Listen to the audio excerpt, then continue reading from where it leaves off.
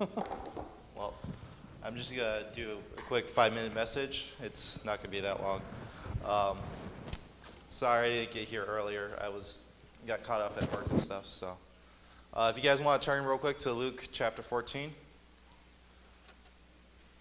I just want to say God is amazing, because I came out with this message 2 days ago, and no idea what he was preaching on, but he was just preaching on basically idolatry and stuff like that, and that's one of my points in this message. So God is amazing. Just want to throw that out there. All right.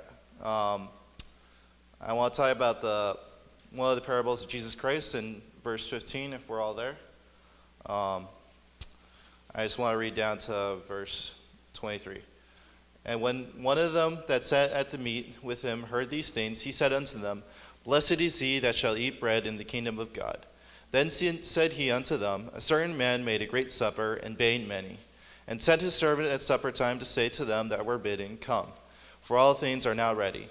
And they all with one consent began to make excuse. The first said unto him, I have bought a piece of ground, and I must needs go and see it. I pray thee, have me excused. And another said, I have bought 5 yoke of oxen, and I go to prove them. I pray that ye have me excused. Another said, I have married a wife, and therefore I cannot come. So that servant came and showed his lord these things. Then the master of the house, being angry, said to his servant, Go out quickly into the streets and lanes of the city, and bring in hither the poor, and the maimed, and the halt, and the blind.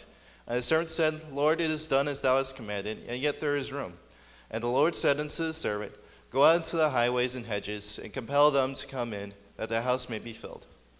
I just want to talk about 2 points instead of 3 tonight. The first point I want to make is in verse 21. The master of the house, he made this great feast, and he wanted all of his friends to come, and they're like, oh, I have to do this, I have to do that. I can't make it. Maybe next time? And he got mad, so he started bringing in the poor, the weak, the blind, people you wouldn't expect at this huge feast.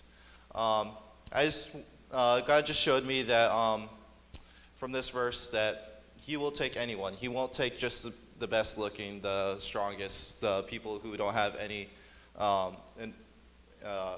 disabilities. He takes anyone, and he uses every single one of us in our own way. And I'm just glad that he used me today to preach to you guys, even though it's a small message. Another point I want to make, like I said, this is really quick. You can't hold on to worldly possessions, as we see in verse 18 through 21. How everyone's making excuses about how they can't make it because they have something else that they decided they weren't going to do before this. Just showed me that God is trying to tell us that we can't just put stuff before him, like idols or some of the things about today that we use to put in front of God would be work, maybe reading a book, maybe sleeping. Any of those things, we just need to put God first, like Daniel said. I just wanted to share those 2 points with you tonight. Like I said, it wasn't long.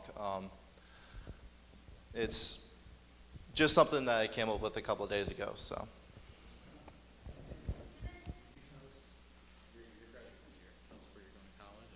How we can pray for you there.